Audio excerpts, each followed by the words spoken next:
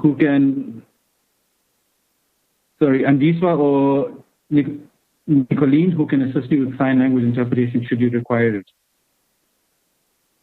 Program Director. Good morning.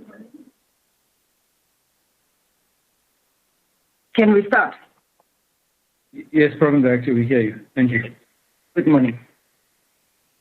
Minister Maite Nkoana-Mashabane, Deputy Minister Professor Sengiwe Mkhize, Deputy Minister Nobuzola Rosemary Kappa, members of the Portfolio Committee for Women, Youth and Persons with Disabilities, our distinguished guests from all disability fraternities, good morning. My name is Shoki Shabalala. I'm the Acting Director General in the Department of Women, Youth and Persons with Disabilities.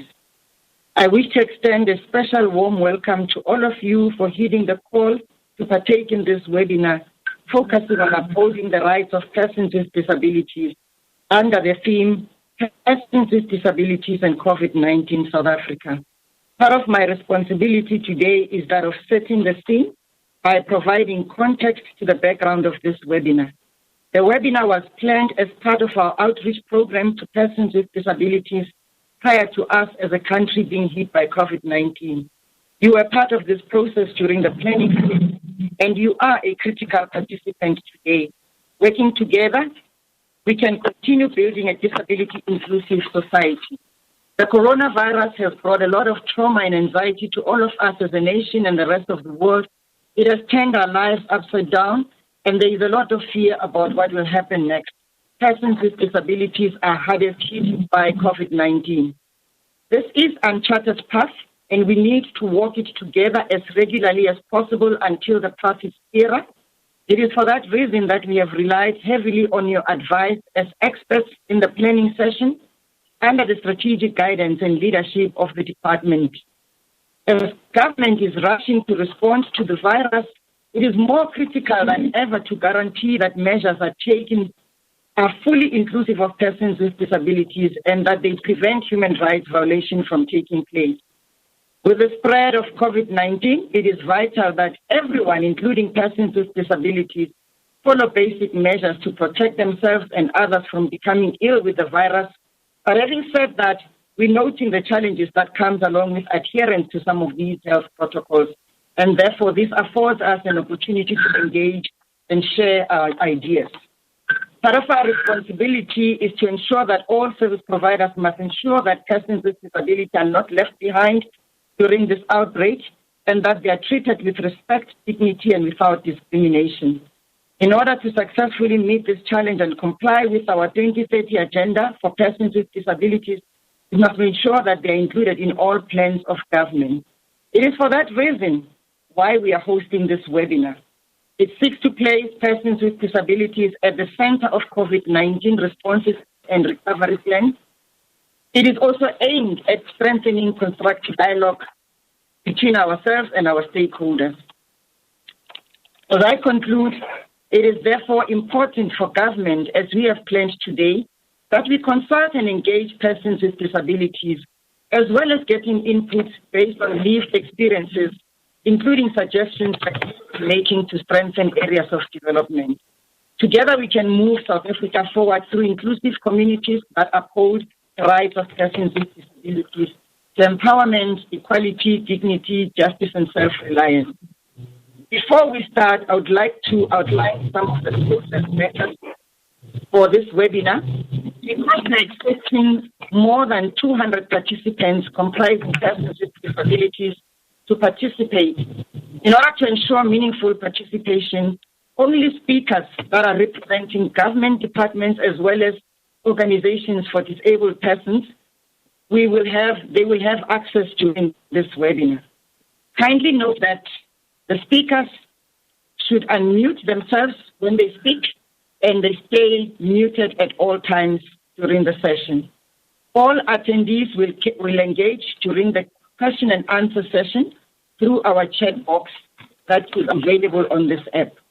If some questions are not answered because of time limitations during this session, the department will engage the respective departments and we will provide a written response to yourself, through your sectors, and we will follow up on some of the issues that you've raised questions about or interventions and follow-up. Your cooperation during this webinar is greatly appreciated, and I therefore would like to invite our Minister, Minister Maite Nkoana-Mashabane, for her opening statement.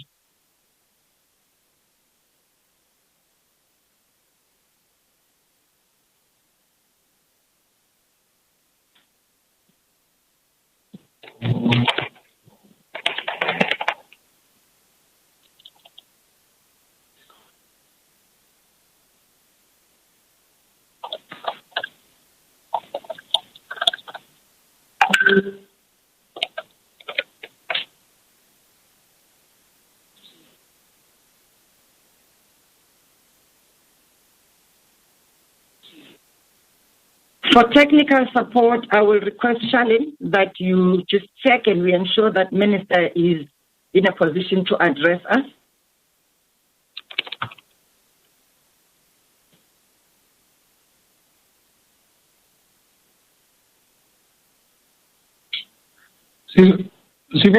Yeah, the problem is not.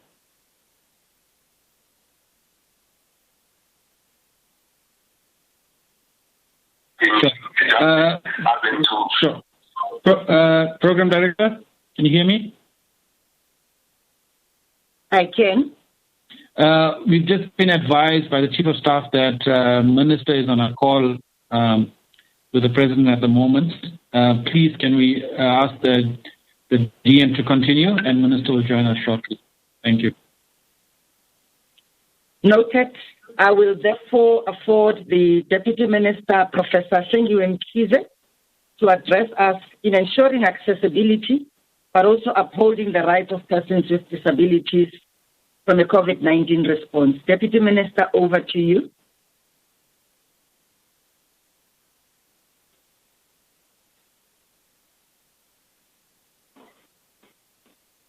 Deputy Minister, may I request you unmute yourself? We can't hear you.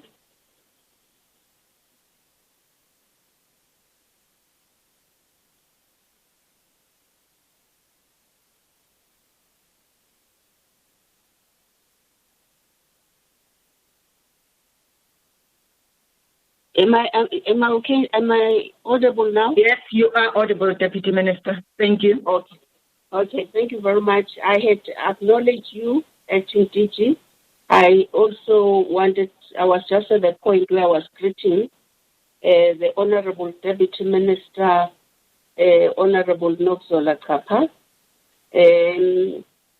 Of course, I want to also acknowledge all the speakers as identified by the Department, COVID-19 and Persons with Disabilities in Africa, Mr. A.K. Dube, UN Policy Brief and Guidance on COVID-19 and Persons with Disability, UN OACHR,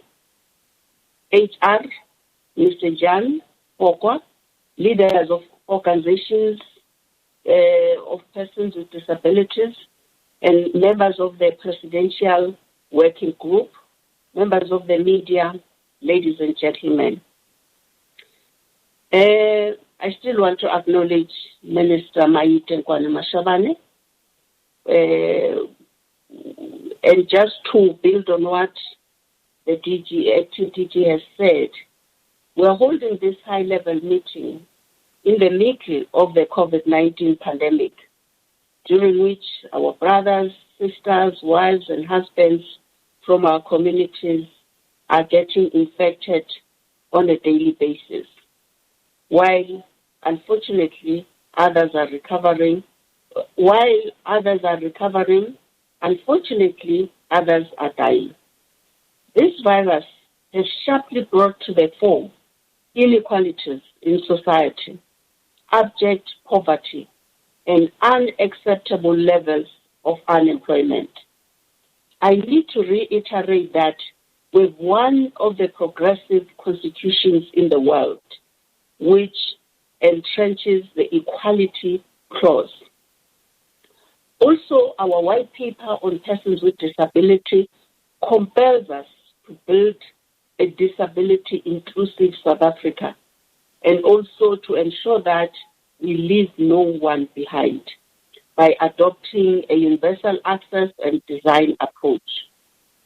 I must also add that our sixth administration was given a clear mandate during the State of the Nation address in June 2019, when His Excellency, our President, Mr. Cyril Ramaphosa said, if we are to successfully address the challenge of poverty across society, we need to provide skills and create economic opportunities for persons with disabilities. Also ensure their inclusion in the education system. Hence, the coordination of disability was moved to the center of government, which is the presidency. A lifetime opportunity to come up with a sustainable inclusion of persons with disability rights program is beginning to emerge within the district development model, whereby all spheres of government, different departments, NGOs have an opportunity to entrench an ideal inclusive rights program. We have an opportunity to mainstream disability issues and also to monitor through accurate, aggregated, localized data progress on different aspects of a person's life. Once we have accurate data, we could, for instance, look at our education system and say our education system has completely opened the doors of learning. Each and every child is at school at the right age of entry. Teachers are equipped to manage and support each learner. The learner has the right assistive gadgets, but if entry to the building is still a challenge, or school transport a challenge, then we need to isolate what is a stumbling block.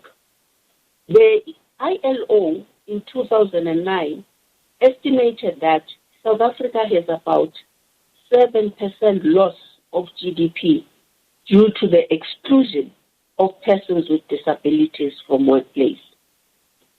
In 2013, figures translate to a loss of 318 billion rand to South Africa's gross domestic product.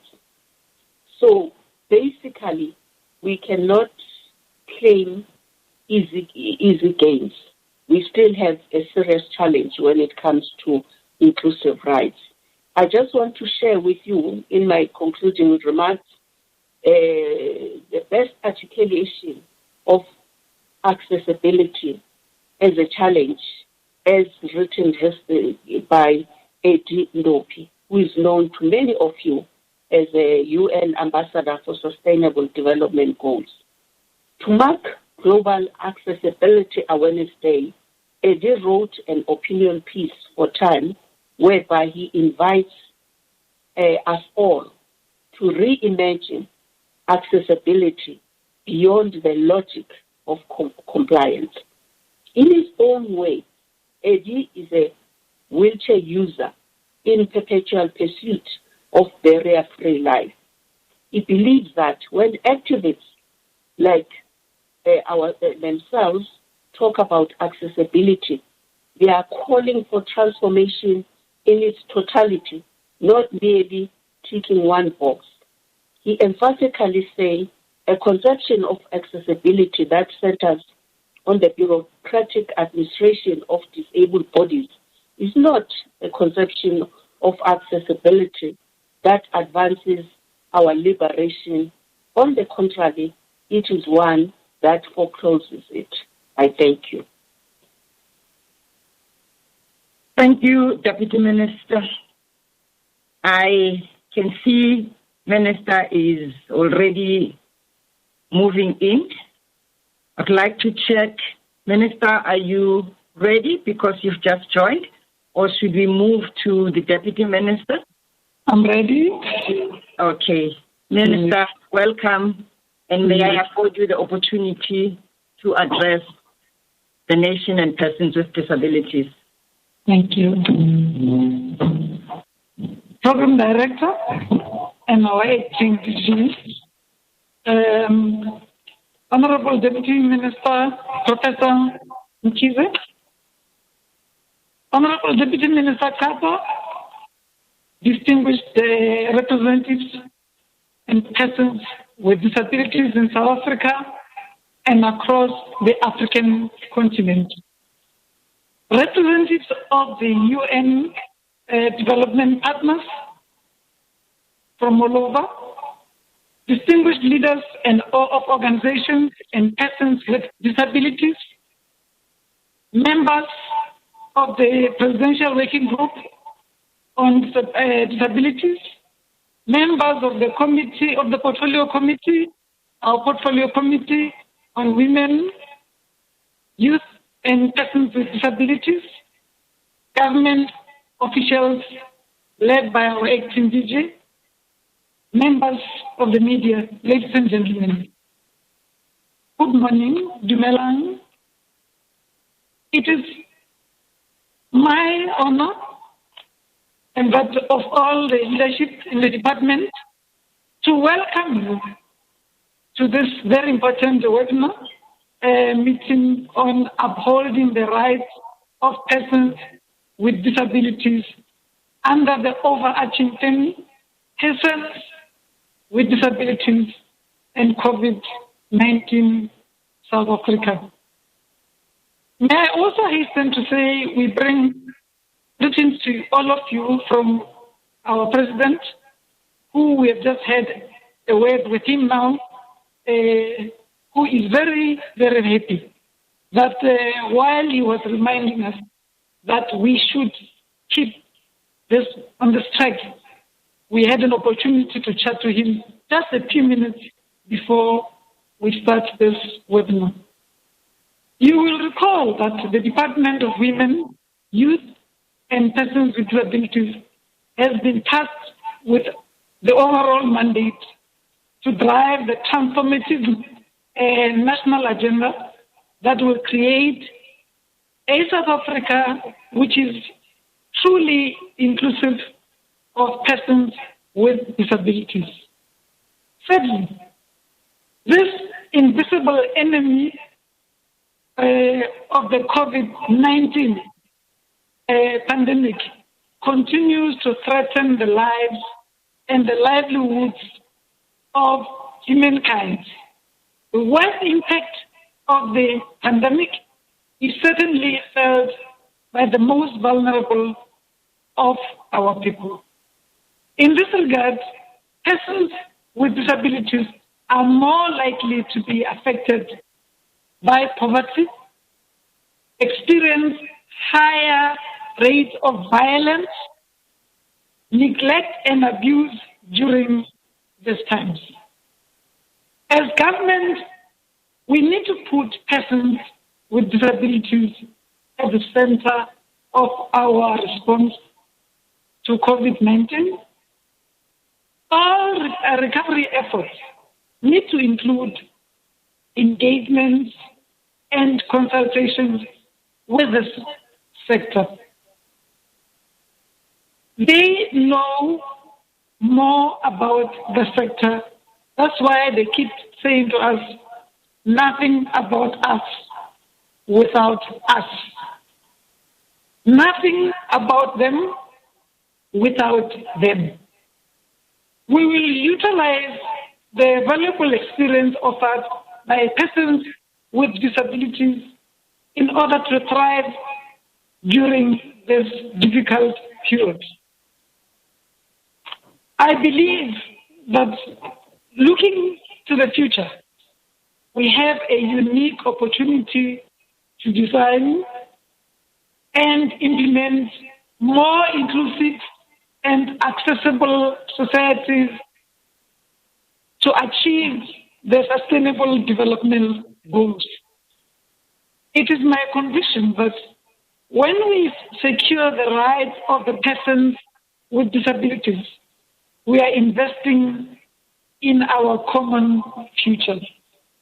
Distinguished delegates and colleagues, the department which I lead is responsible for monitoring compliance with the rights of persons with disabilities during a national state of disaster and lockdown.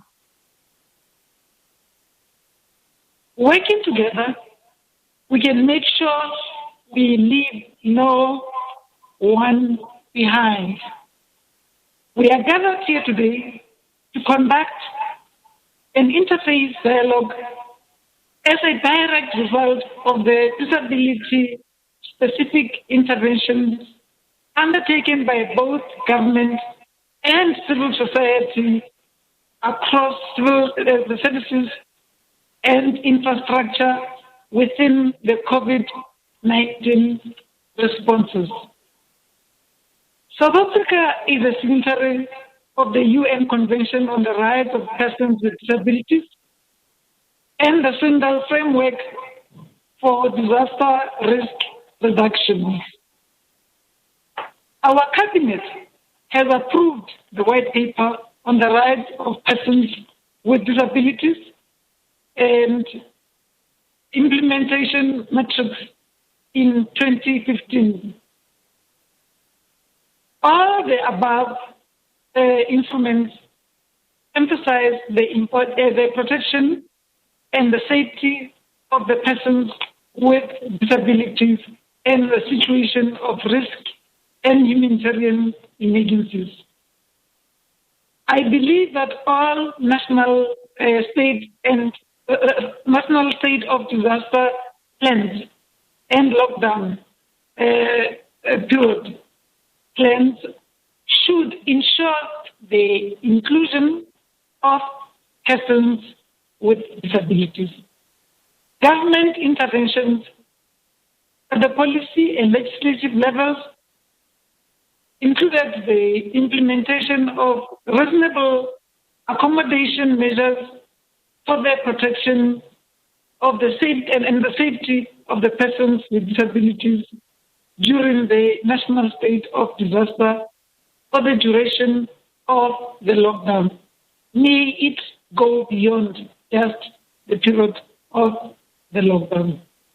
The guidelines issued by the department provided clear indications and indicators on the mainstreaming of the disability measures in the activities, services, projects, and programs of COVID-19 responses.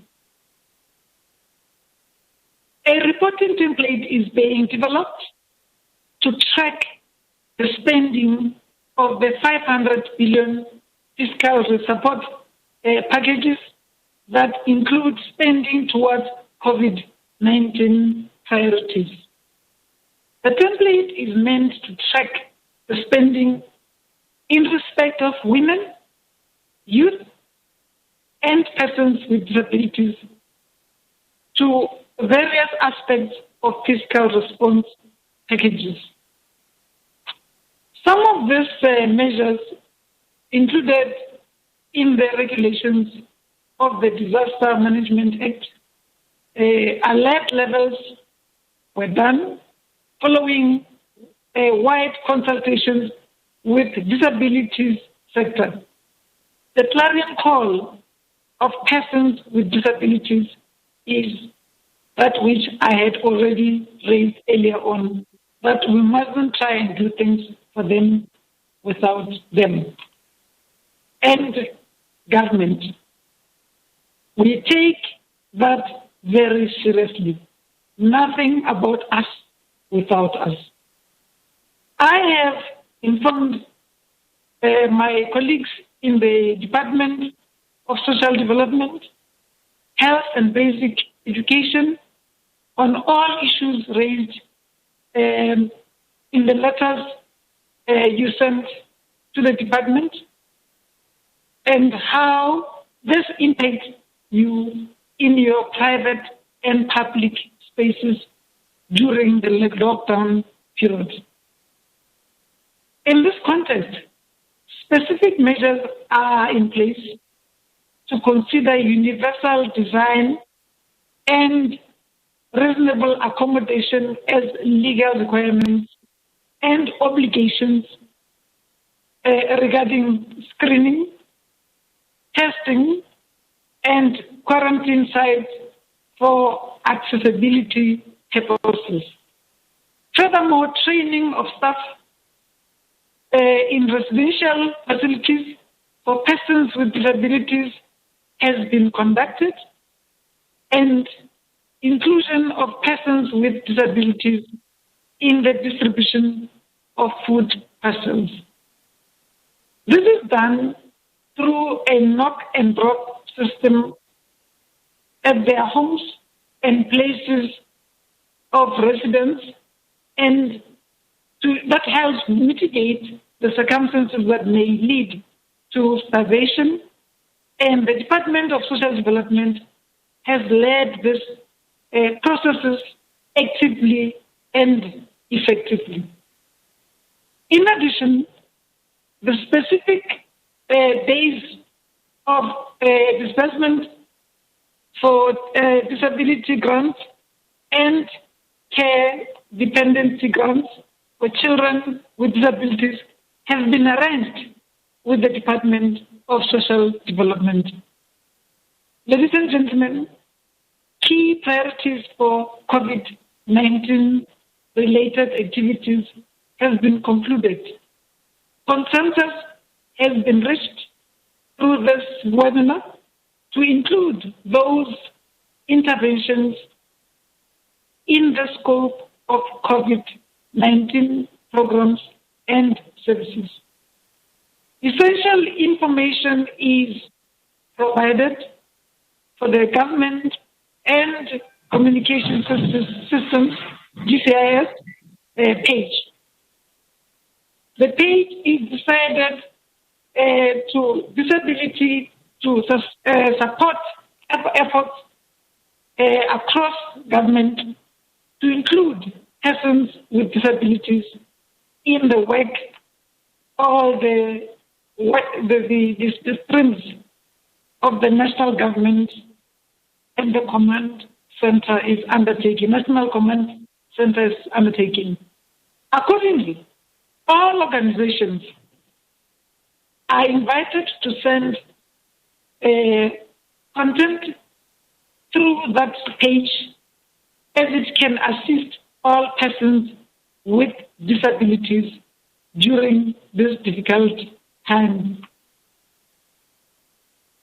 Acting Director General, I think we should also consider talking to the GCIS that they also use all our people's languages, not just the Queen's language.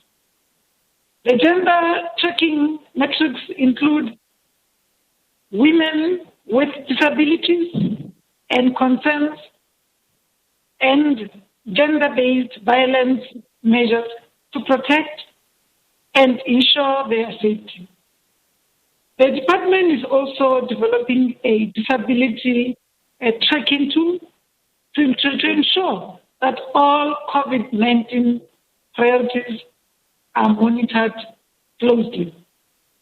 The Department of Basic Education made resource materials to support learners with autism. The material was shared with provincial education departments, parents, and disability formations as a stopgap mechanism. We commend Autism South Africa for offering counseling services to parents and caregivers. A few minutes ago, as we were about to start this, President was re-emphasizing how important it is that people who work in support services needed to be brought in and be paid now, starting with social workers. So if we are aware of any sector, any corner of the country where there's still a municipality that does not have a social worker, or that people need, or a corner where we need special care for autism, for example, we need to knock the door of this department as soon as we finish this webinar, so that I can quickly say, here is another one that we said we will take care of. Parents and caregivers have been provided with the relevant contact details for Autism South Africa through the Department of Social Development, Basic Education, and GCIS, respectively. Dear colleagues, services and materials for learners who are blind have been made available in collaboration with Blind SA. We commend the organization for this support. Provincial departments also have their own support materials catering for learners with various disabilities. This first webinar provides persons with disabilities with a platform to strengthen constructive engagements with various stakeholders within the work streams process of the National Command Center in order to improve disability inclusion in the COVID-19 disability response plan. The key priorities include, amongst others, COVID-19 interventions and legislative amendments. The provision of services include access to information and communication, provision of essential goods such as sanitary dignity tax, provision of personal protective equipment and food parcels in the various centers across our provinces. Disability mainstreaming and inclusion in the COVID-19 response plan has complied with the World Health Organization's protocols on disability-related matters.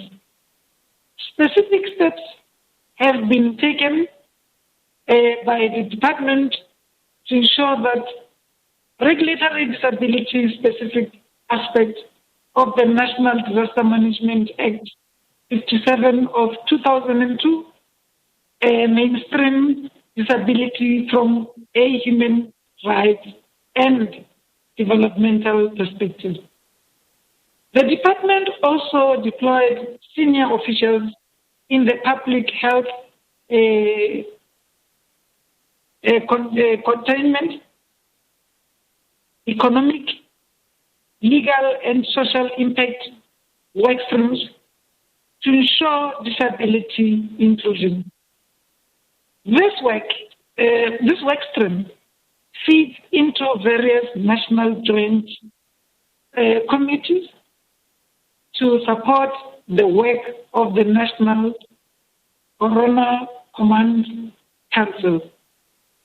Ladies and gentlemen, I will engage persons with disabilities in the arts and creative industries who have sharply raised their concerns in order to find an urgent solution to assist during this lockdown period.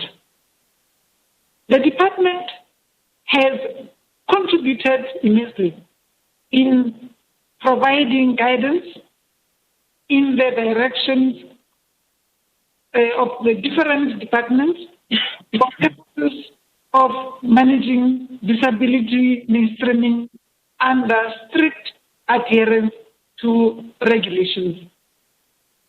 Within the economic sector, the department has placed the emphasis of the employment and labor matters affecting persons with disabilities.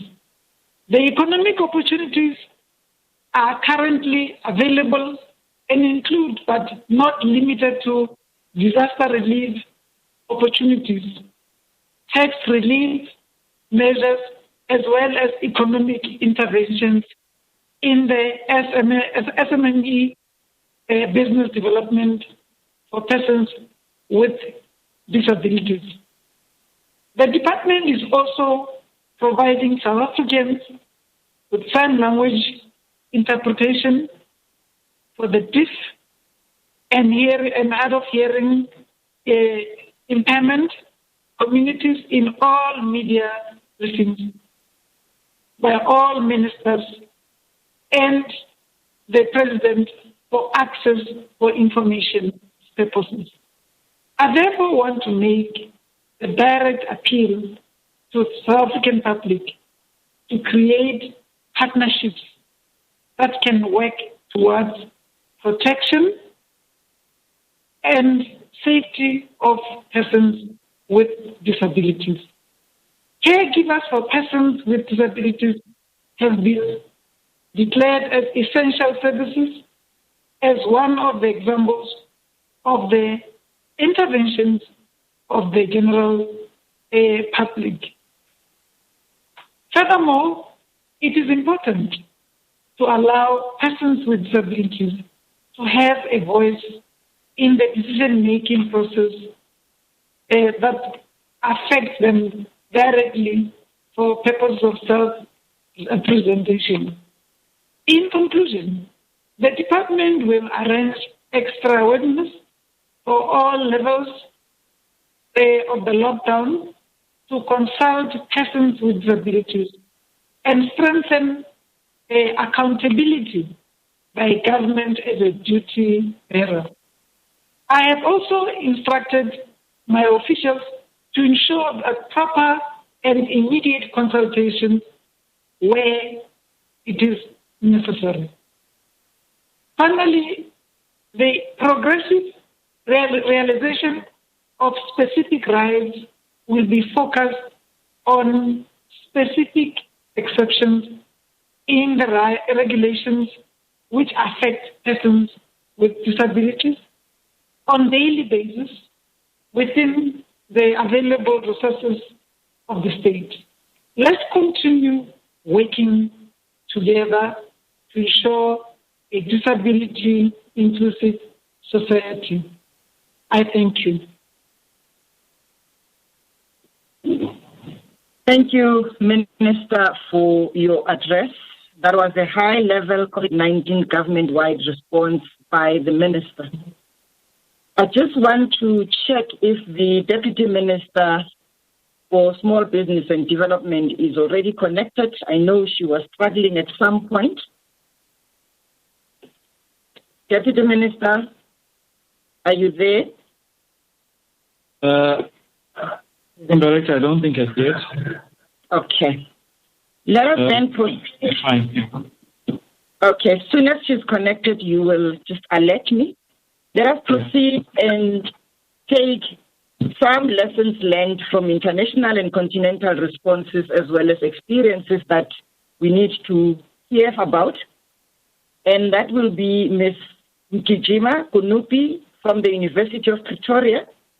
She will be addressing us on COVID-19 Disability Rights Monitor South Africa. Over to Mkijima.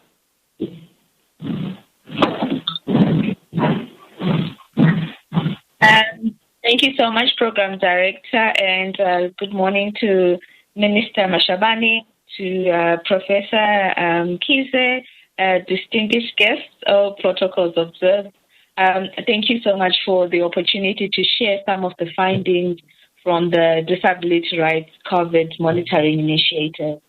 In order to contextualize my presentation, the Center for Human Rights, which is based at the University of Pretoria, together with 5 other international disability rights organizations, launched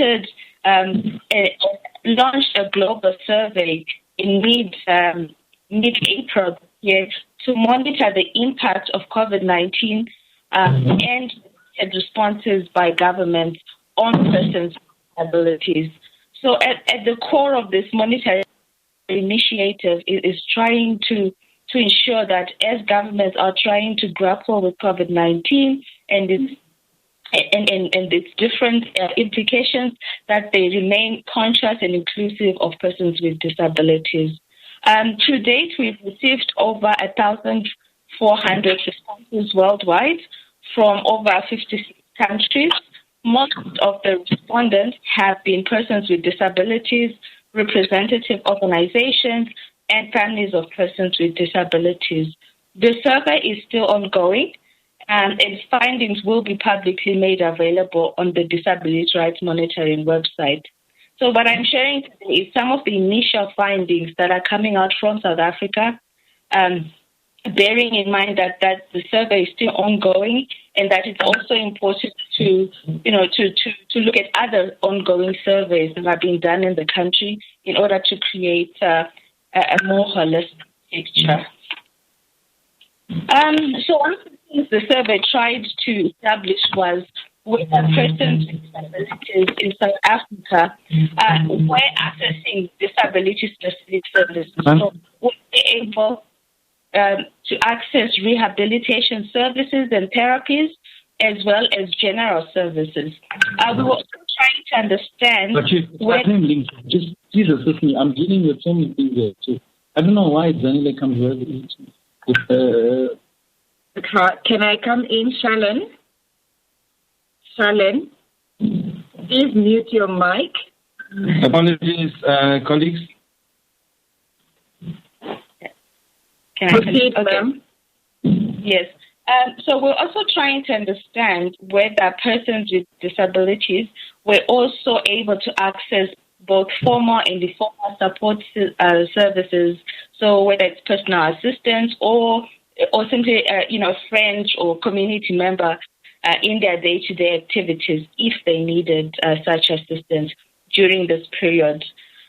So what's come out from this initial findings is that certain specific, disability-specific healthcare services have become harder for persons with disabilities to access. So, for instance, one organization reported that many people with epilepsy are struggling to access medication, particularly in public health sectors. There was also a concern that only emergency-related therapy was available in state hospitals during lockdown. And so persons with disabilities, unless you're on medical aid, you would struggle to access occupational therapy, physical therapy, and other therapies. So one mother said that, my 9-year-old doesn't have access to a therapist and has become quite aggressive and violent since the lockdown. There's also been, of course, concerns around public transport and the difficulties people are experiencing in using public transport to get to hospitals and clinics during this time, particularly in rural areas. Another was that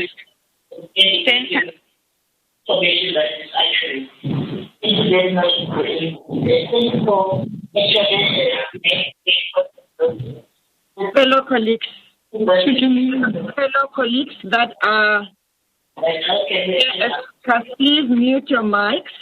Can you please mute your phone?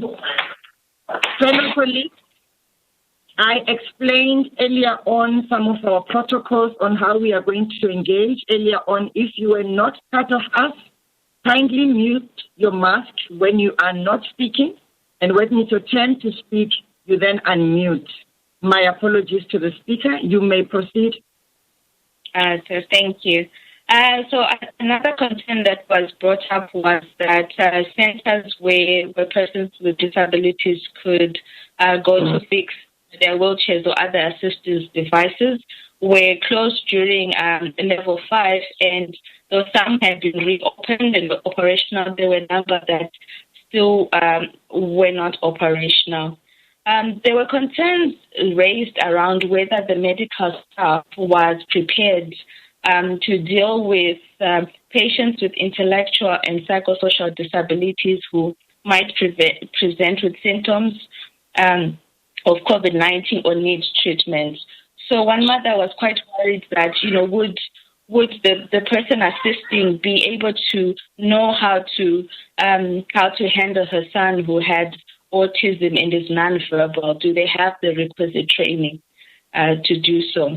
There was also a number of fears that were being expressed. A fear that perhaps persons with disabilities would be deprioritized when it came to accessing, critical care such as ventilators. So there was a persistent fear that kept coming up from some of the respondents that, if it came to choosing who would leave and who would not, that persons with disabilities might be the ones, who would not leave. So concerns around the Western Cape Triad guidelines and critical care decisions too. But it has been acknowledged that, access to other services has been enhanced because of the increase in the disability grants. But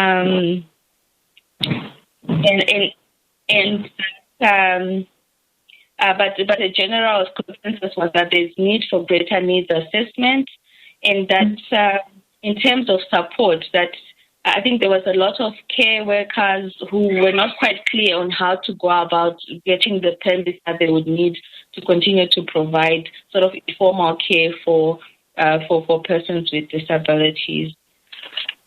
So one of the other issues that we were trying to also understand was to establish what measures had government adopted to protect the life, health, and security of persons with disabilities in institutions, and whether those measures were sufficient.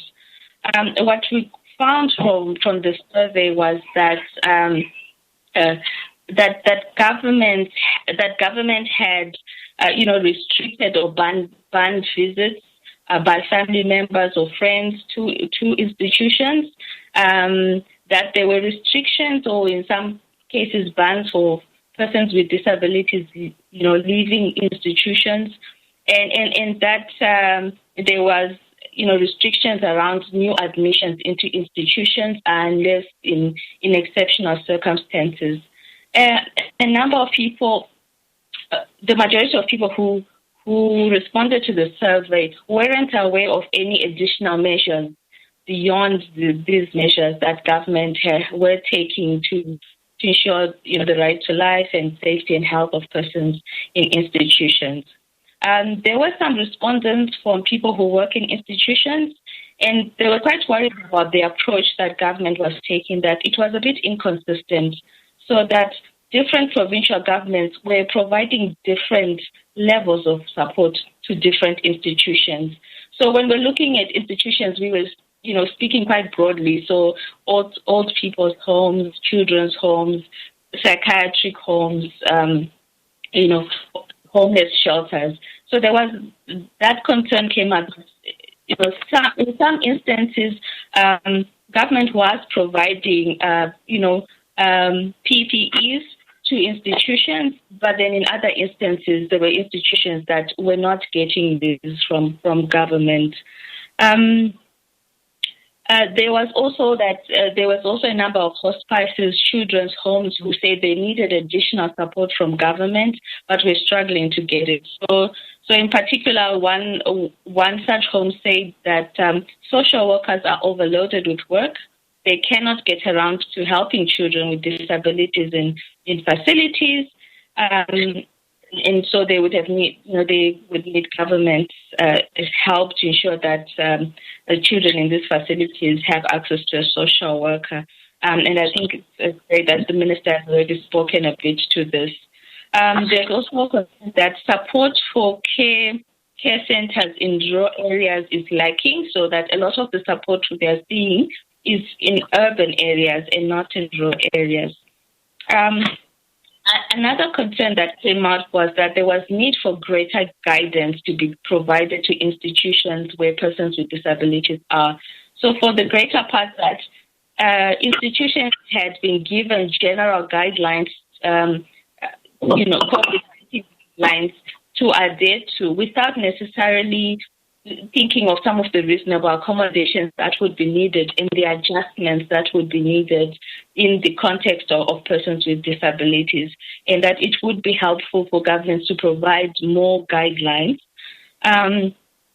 One other concern that also came up was the issue that if families cannot see their family members with disabilities during this time, is government actually monitoring the situation of persons with disabilities in institutions?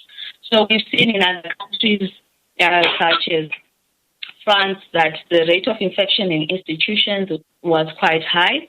And so there was really concern that who is monitoring to make sure that persons with disabilities in institutions are being provided with, the right care that they may need at this time.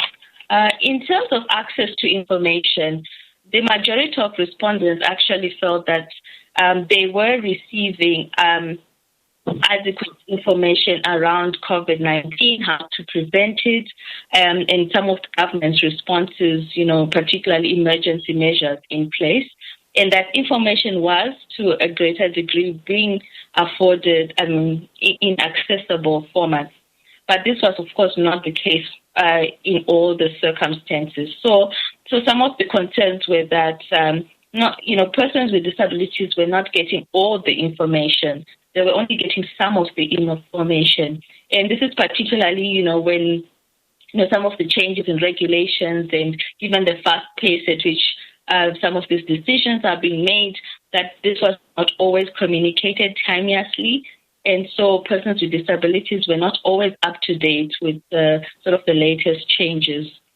There was also concern that certain persons with disabilities may not be getting all the information, particularly those in institutions, that the role of disseminating information had been left to institution management without necessarily monitoring to ensure that,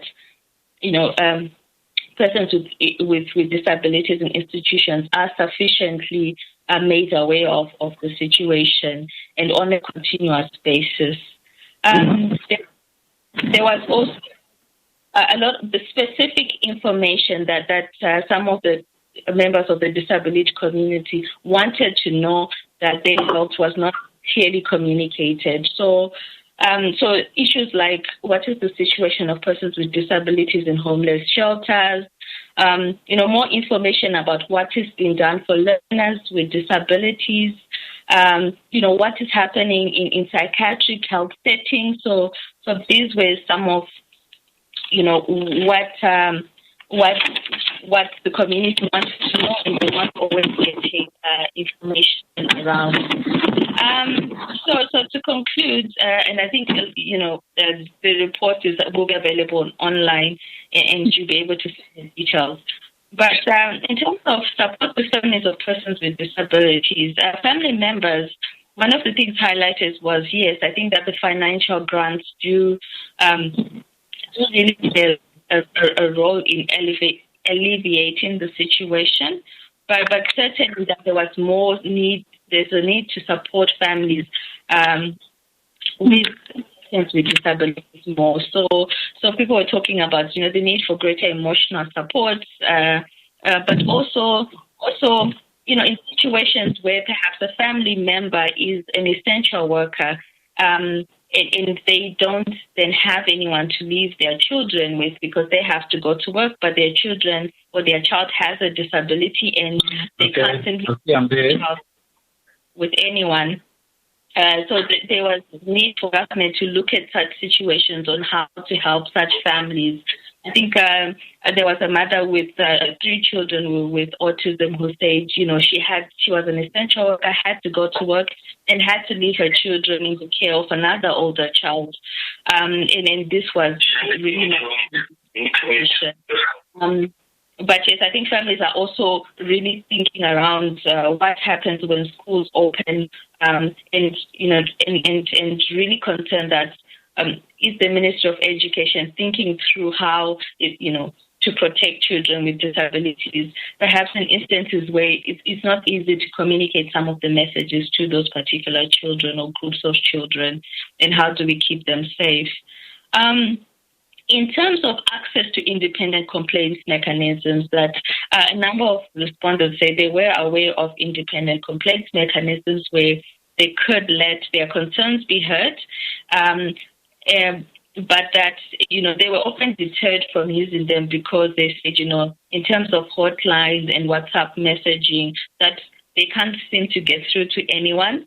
And when they do get through, their issues are not always responded to. So that, in a way, has discouraged people from, communicating.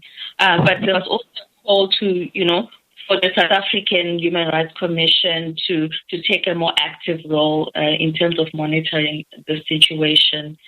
In terms of really some of the cross-cutting issues that came out, as some of them were that, many persons with disabilities are beneficiaries of Road Accident Fund, and that the Road Accident Fund monthly payments have not been made because it's closed. The need for greater consultation with persons with disabilities and involvement in decision-making, the need to shift focus not only on persons with disabilities in urban areas but also in rural areas. So I think one last comment that was made was that it's really important that persons with disabilities are involved,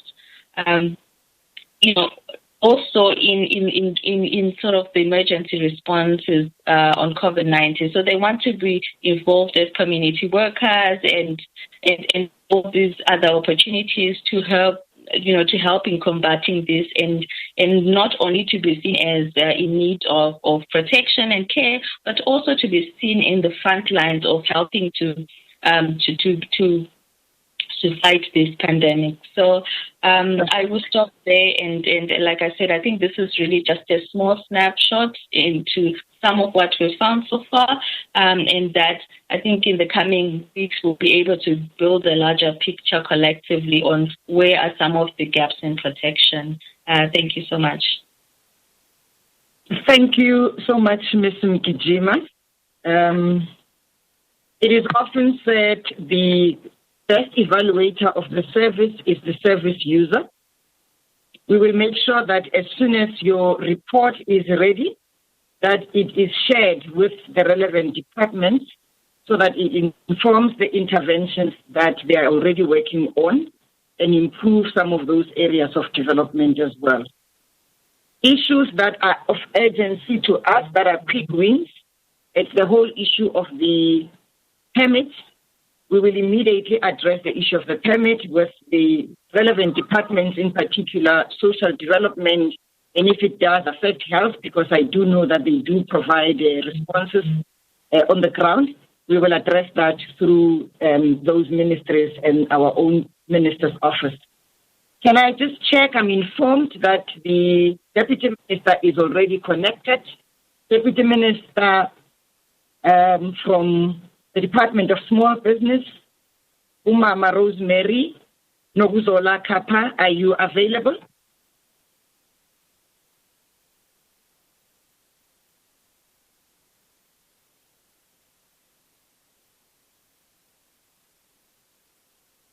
Deputy Minister is in. Okay. Deputy Minister, over to you. Address us in terms of economic COVID-19 responses for persons with disabilities. I hand over to you, Deputy Minister.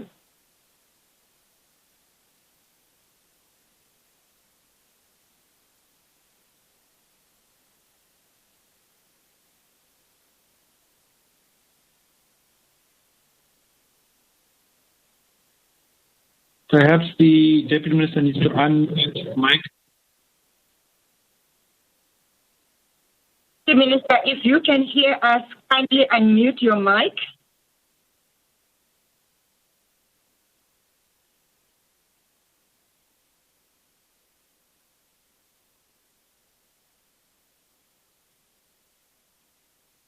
Whilst Deputy Minister is being assisted, maybe in the interest of time, can we then move to the UN policy brief and guidance on COVID-19 and persons with disabilities, Mr. Jean Foucault?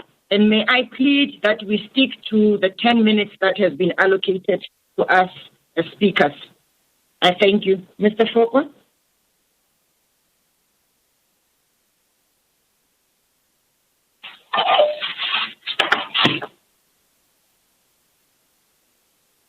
Hello.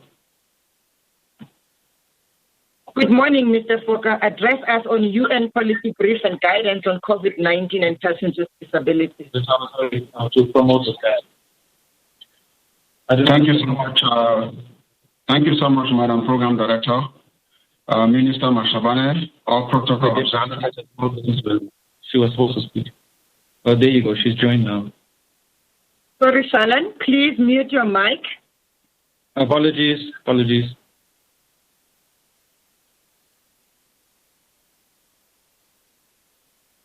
You may proceed, sir. Thank you so much, Madam Program Director.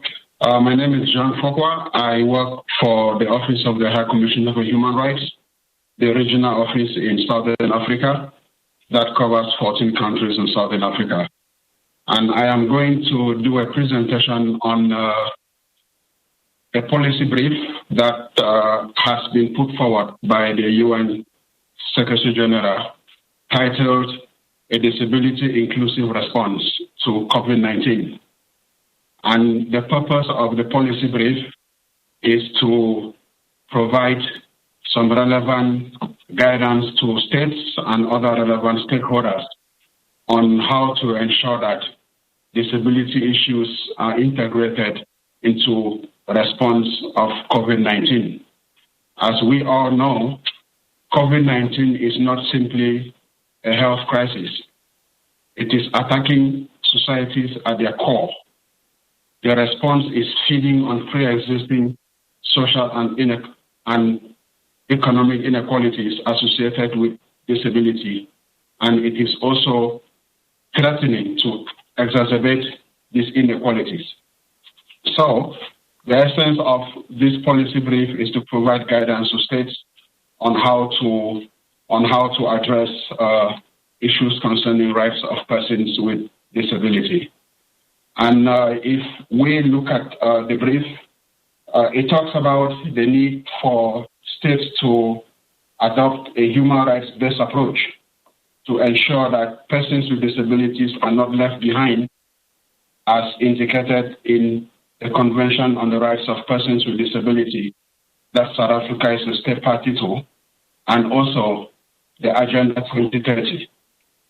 It also talks about the need for states to mainstream disability in COVID-19 plans and efforts, which means that all efforts, all plans, all programs that states are putting in place to address COVID-19 should mainstream the rights of persons with disabilities. The policy also talks about the need to ensure that states put in place targeted measures to complement disability mainstreaming and to address specific requirements of the rights of persons with disability. As we all know, when we talk about non-discrimination, this is the core of human rights. And the policy also talks about the need to ensure that when addressing COVID-19, states should ensure that there should be non-discrimination and there should be reasonable accommodation for people with disabilities. It also talks about the need for participation, which has been articulated as well by other speakers, that there is a need for inclusion and consultation with persons with disabilities and their representative organizations in the design and implementation of COVID-19 measures. And we have heard so much about the slogan that nothing about us, without us, and that is one point that has also been highlighted in the policy. The policy also talks about the need for states to put in place certain exceptions in terms of restriction of movement, because we have some persons with disabilities that may not be able to cope well with the lockdown. For example, persons with autism. So certain exceptions should be put in place as well. The policy also talks about the need for accessibility of services, information, and communication, which I am not going to labor so much on because other speakers have already articulated on this point. But one point that is very key in the policy is data collection and disaggregation by disability. We have to be able to address the rights of persons with disability, the needs of persons with disability in COVID-19 response. It is very, very important for us to be able to collect disaggregated data that is going to inform our intervention.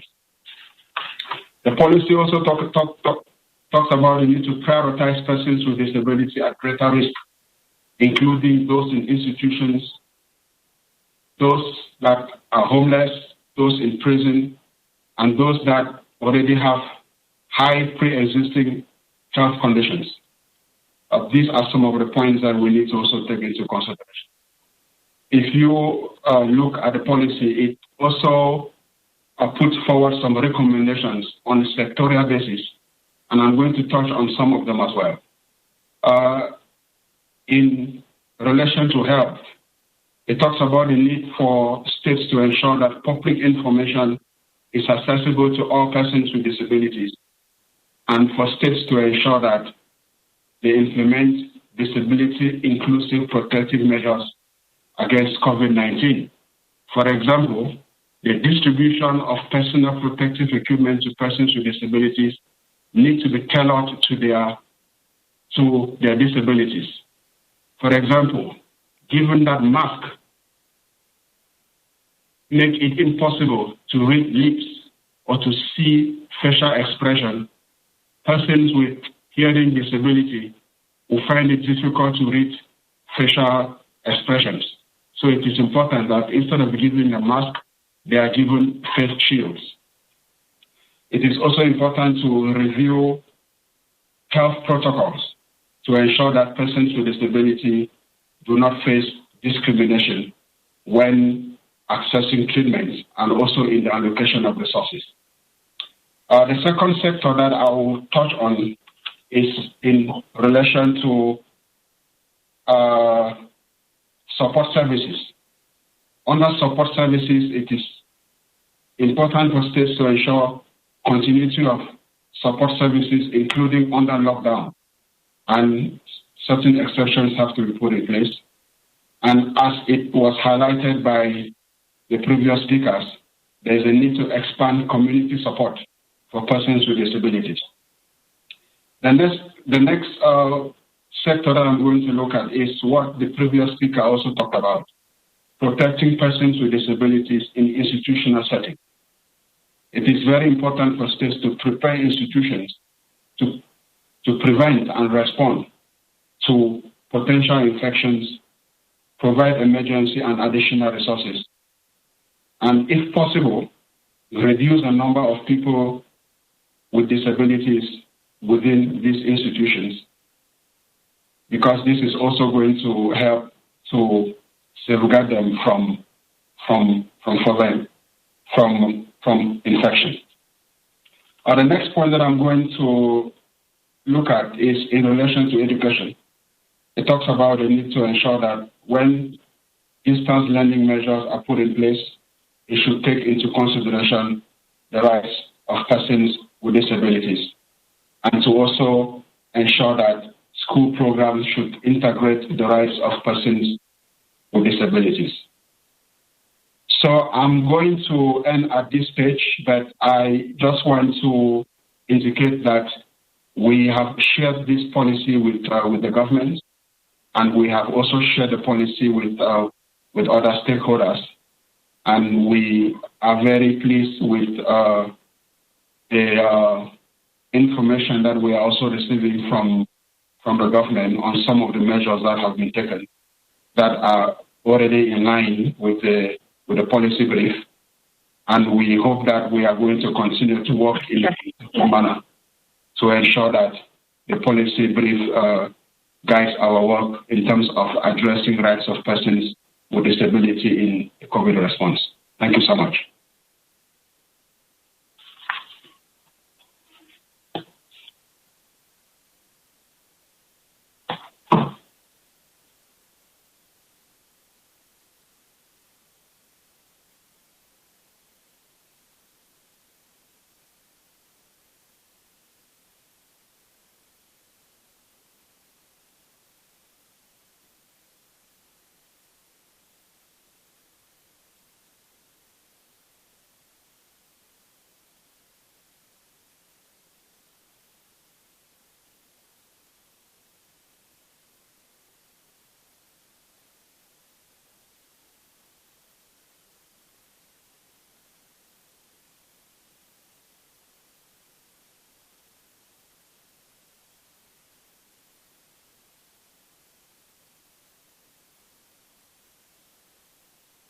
Deputy Minister, you are in. The project has just lost connection.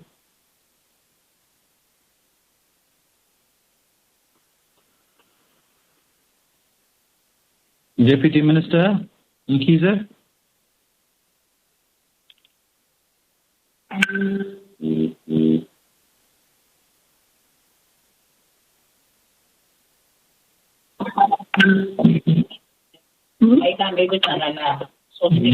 Deputy Minister Kaba? Yes, sir, I'm available. Do you hear us? We hear you. Yes. The program director has temporarily lost connection. Please may you proceed. Thank you very much. Can I now greet all the guests that are there? And I now disadvantaged in the matter that I won't be able to acknowledge you according to your position because I didn't have that privilege. Thank you very much. My role here is to state as to what role DSBD, Department of Small Business Development, is going to do post-COVID. But can I start by saying, even prior to the disaster of the COVID-19, the department had responded to the clarion call by the President of South Africa, President Cyril Ramaphosa, that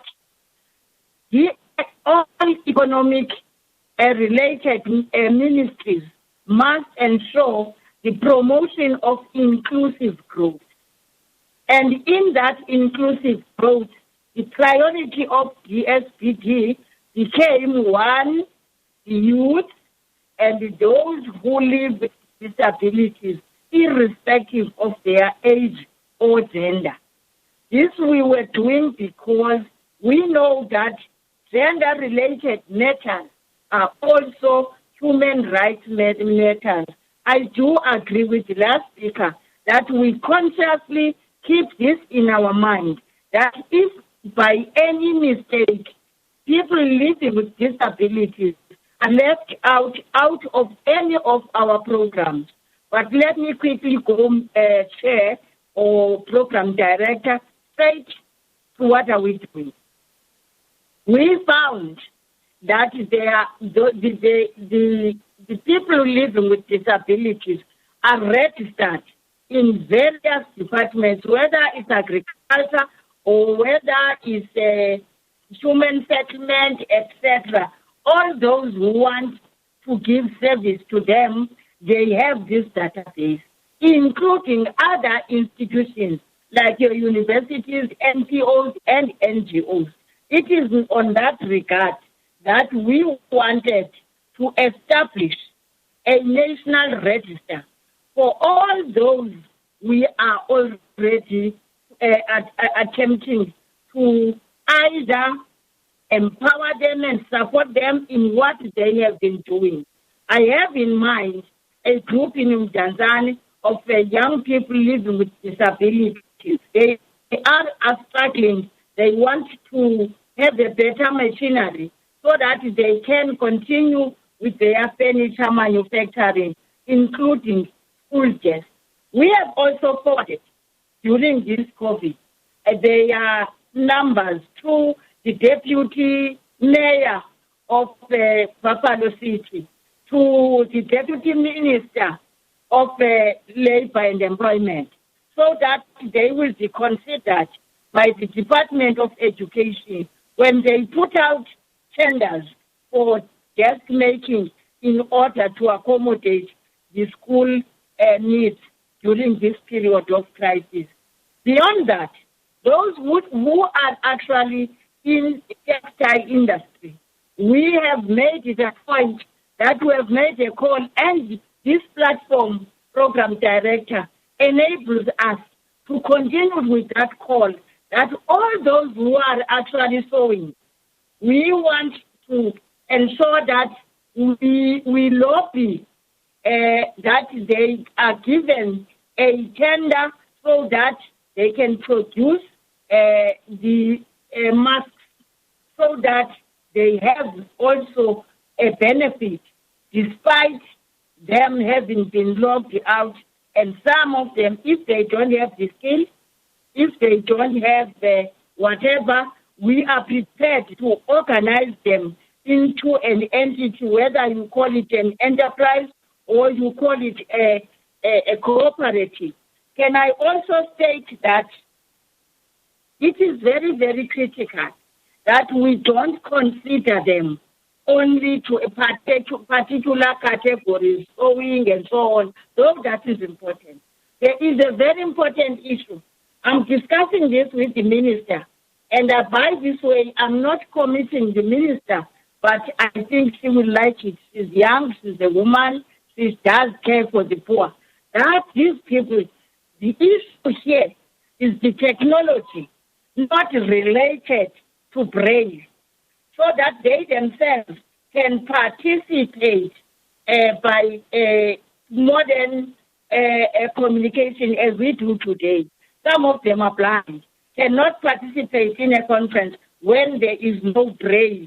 So we are actually saying part of what the minister must allow us to budget for is the making available the braille. I'm very thankful to SITA, because sometimes SITAs, they are actually assisting NGOs. I know one in Mthatha that is providing skills for people living with disabilities. But can I share one painful part through that process was to find that some of them are having premature pregnancies, and they look after their own children. They want to look after their own children by all means, and SITA is supporting them a lot. I'm going to this part that says they are human beings.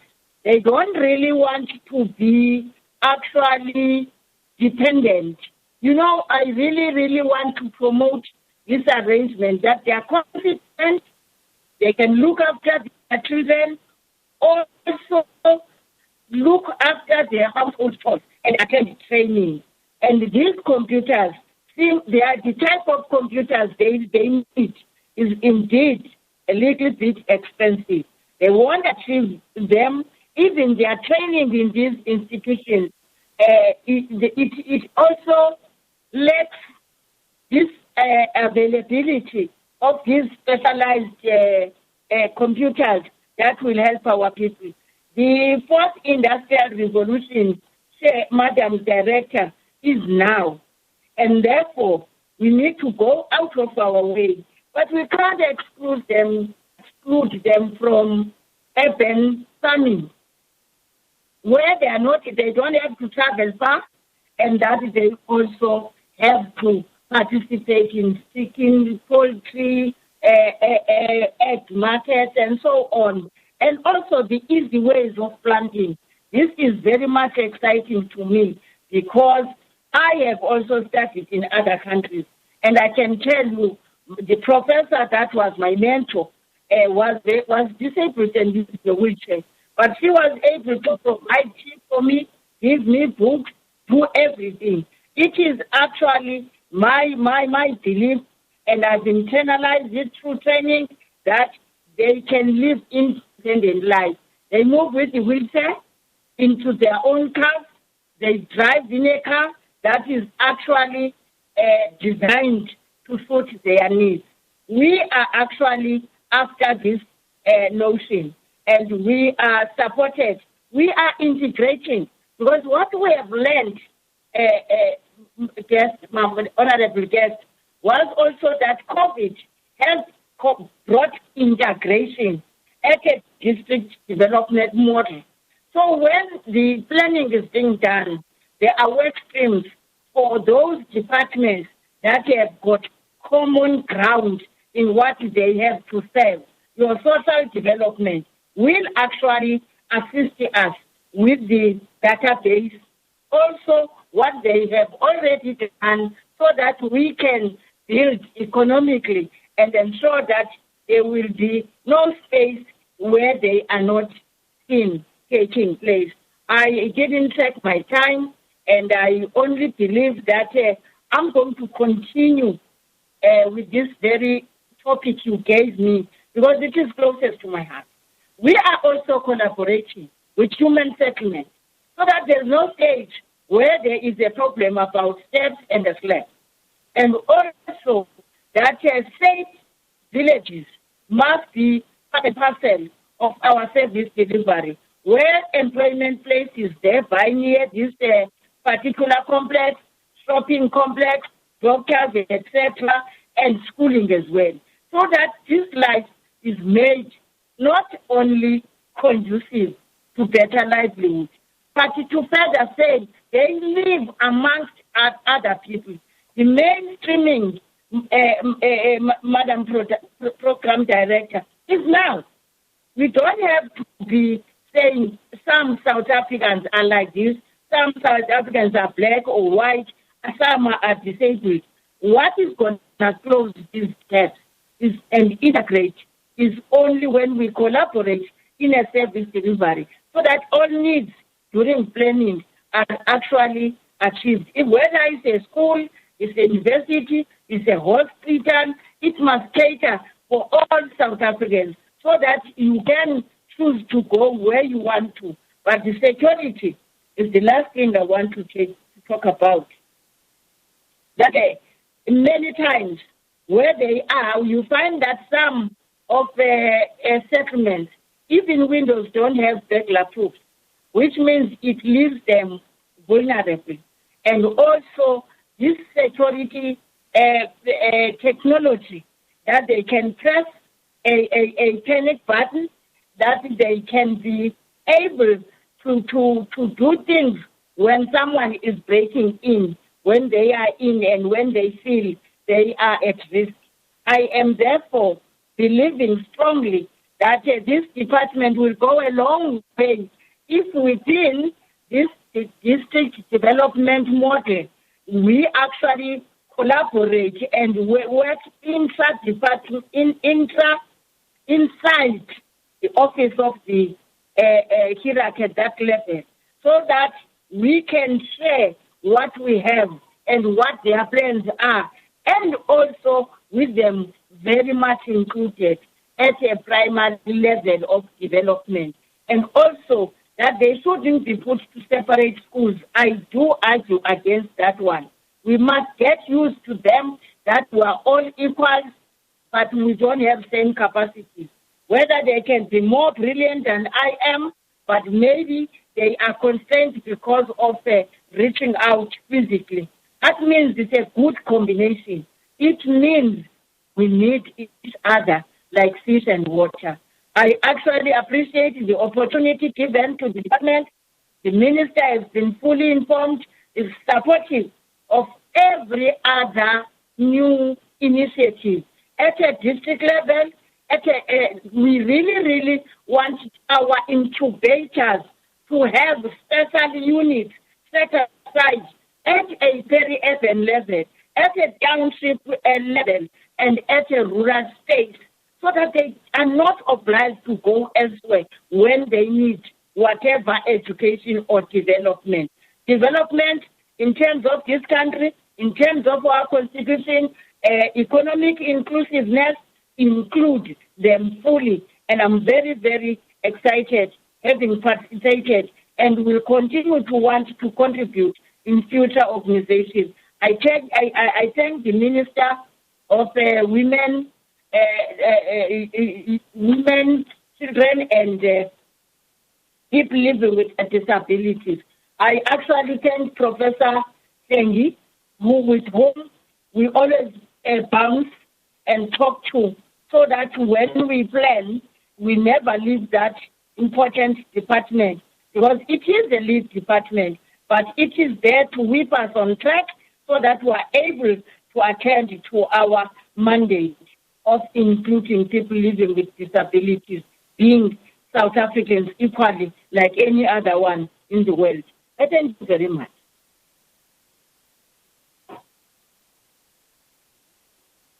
The DG coming. Thank you, Deputy Minister. I'm now going to invite our colleagues from the civil society organizations to then address us, particularly on what disability organizations have done to respond to the need and experiences on the ground, as well as what are the main concerns of persons with disabilities, including their families and their representative organizations. And lastly, what are they proposing for government to take into consideration? I thank you. And the first one that will have come in is Mr. Luke Matoto, Disabled People of South Africa. Mr. Matoto, please come in.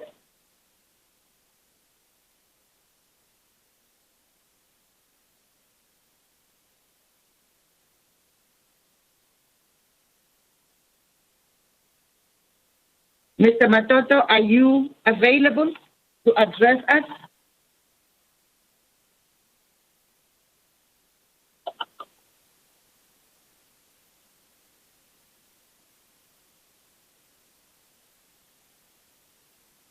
If Mr. Matoto is not ready yet, can we take Mr. Jace Nair, South African Disability Alliance?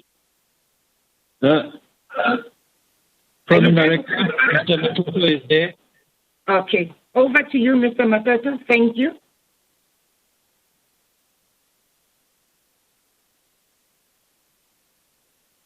Yes, Mr. Matoto.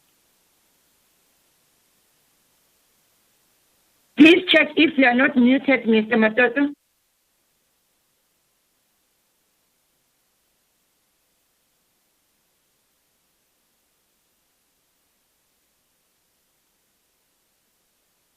Colleagues, assist Mr. Matoto.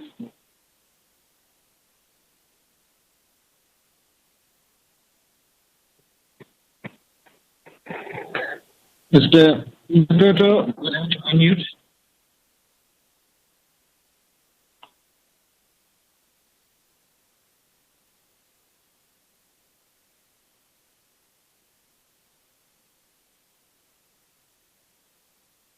Mr. Matoto? The mic button next to your video. Try now.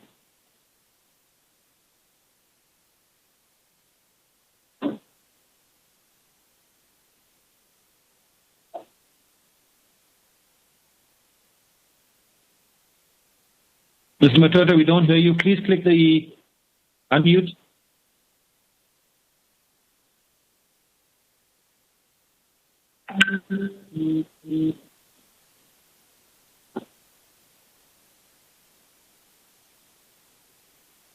He is still muted. Can you try now, Mr. Matoto, dear?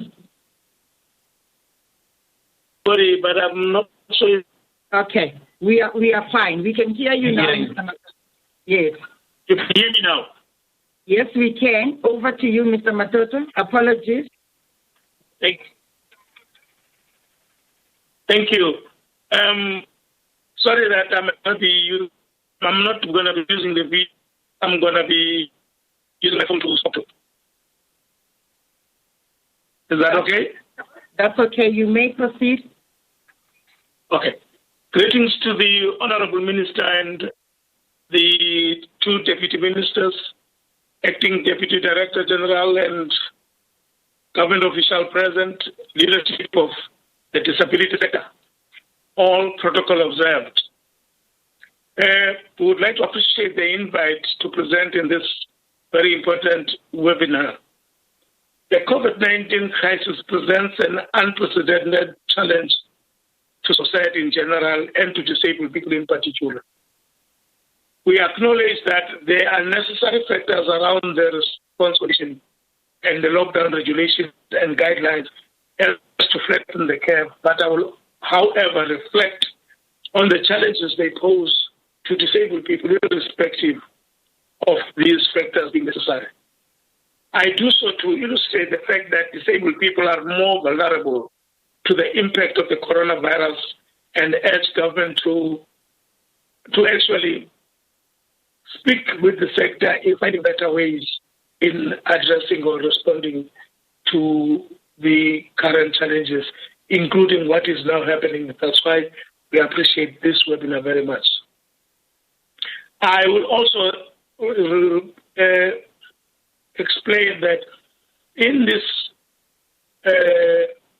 presentation, I have left out some of the impact as it relates to psychosocial disability, because one of the other realities about the COVID-19 is that it is something that is affecting us for the first time, and therefore we are grappling with it as we go along.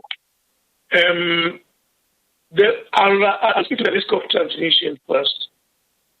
That the risk of transmission to disabled people is very high, as the virus is found in various surfaces. Disabled people make use of assistive devices that come to contact with the various surfaces, and therefore the likelihood of being in contact with the virus is very high when it comes to disabled people. For example, wheelchair users, when you wheel your wheelchair, obviously it touches the surfaces, including our crutches, your white cane, every aspect about disability. Speak to us being more vulnerable and prone into getting the virus. So the risk of contamination when it comes to disabled people is very high. Now, yet you would find that in the response conditions, it is very clear the issue of exclusion of disabled people in these various interventions. Now, for example, the intervention on food relief, the disabled people who get grants in the townships where we're in have been excluded of the benefits that they get. They get grants, and the benefits are not adequate enough in terms of curbing poverty of disabled people. So disabled people, irrespective of whether you get grant or you don't, you still have the same nutrition needs that other people, because the very grant that you have cannot even maintain your well-being in terms of your assistive devices. Now, what does this expose? Because for me, the COVID-19 is sort of exposes some various inequalities in society. For example, the pandemic, the response to the pandemic was a scramble for safety. I have likened it to a flight that's going down.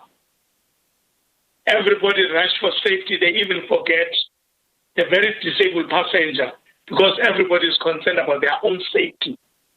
And the only people who will come to the rescue of disabled people in that situation will be the crew that is trained.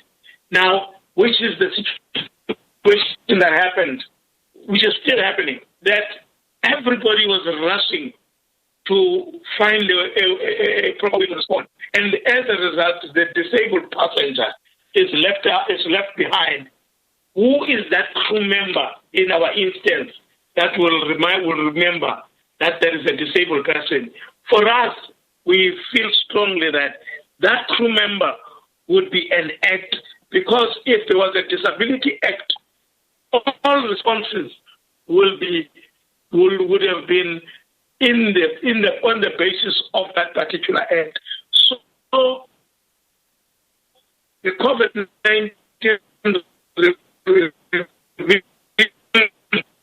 a real necessity of a disability act, leaving no one behind.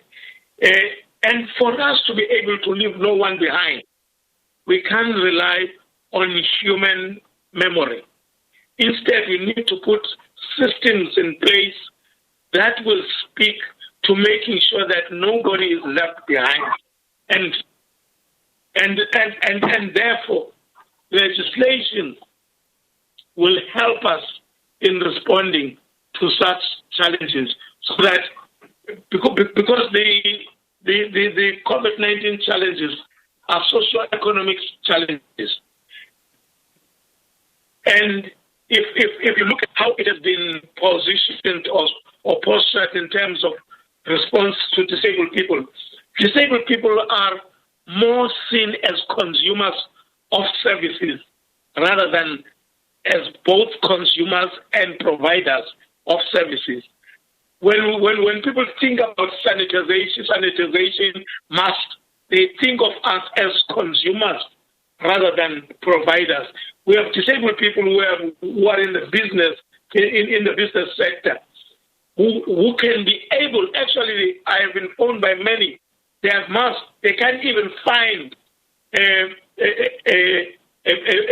space to provide that service that people procure, because of that they too can benefit of the economic spin-offs of what is currently happening with other sectors. Now, which then brings me to our biggest worry, the post-COVID-19 world, where there will be still again scramble for resources. The countries, even the world economy, will be at its lowest, meaning that many would have lost livelihoods, they would have lost their jobs. Now, if you do not have an act, how do you achieve equity in providing relief in terms of even businesses, in terms of jobs who are not employed as we speak? How do you then think that after the COVID-19, with all the devastating impact, that in that scramble, there will be a thought left for a disabled person? We will still be at zero. We will be at the beginning of it all. So we are saying that in order for us to be able to make sure that these things happen systematically, let us start now to ensure that disabled people are part of the story. Many disabled people are in need of care. If I move out of the economic aspect of one and then get to to issues of social distancing. For example, many disabled people are in need of care and others are in need of assistance. And that is received through PAs and other people who assist them. These people must come to close proximity in order to give the necessary assistance. And an example is a wheelchair user who must be lifted up from a wheelchair, and then transport. All of these things, they would need people to come to closer proximity to assist them into the transport system, into getting into transport, which then exposes disabled people vulnerability. For example, if you have somebody who assists you, now you have a duty to be safe. You also need assistance. Now we all know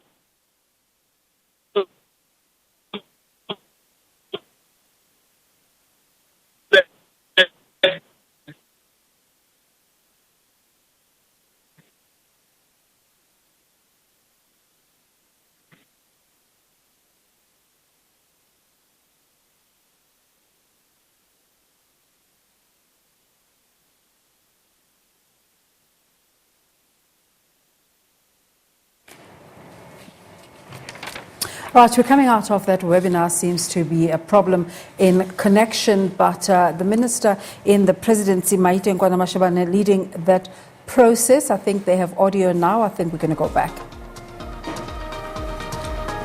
All right, let's take tweets that we